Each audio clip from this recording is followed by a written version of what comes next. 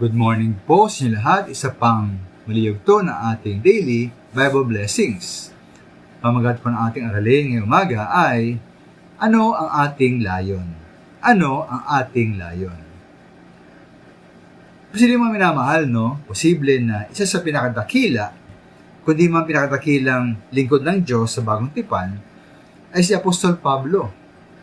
At maaari po isang dahilan na kanya biging dakila, ay ang pagkakaroon ng malinaw na layon sa kanyang buhay.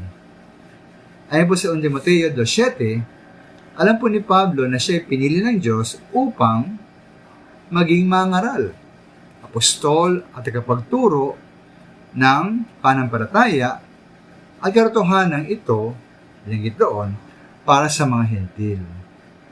O ito pong ayon po sa mga Gawa 9:15, pinahayag po kay Ananias na si Pablo ay pinili ng Diyos, ng Panginoon, upang ipangaral ang kanyang pangalan sa mga hentil, sa mga hari, at sa mga anak ng Israel.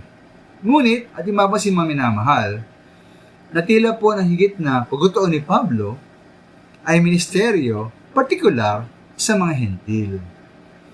Kaya po sa Roma 1:5 sabi po roon, sabi ni Pablo, tinanggap niya ang kaloob na maging apostol alang-alang kay Kristo, upang ang mga hentil ay akayin sa panampalataya at pagsunod sa Kanya.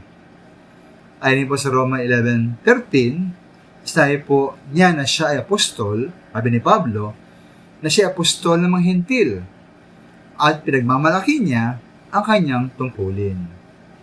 Kaya po kay Pablo malinaw po ang layon ng Panginoon para sa kanyang buhay, na siya po ay magdala ng ebanghelyo sa mga tao, lalo na sa mga hentil. Tayo mga minamahal, may ba sa atin ang nais ng Diyos para sa ating buhay? Malinaw ba sa atin anong dapat gawin at ganapin?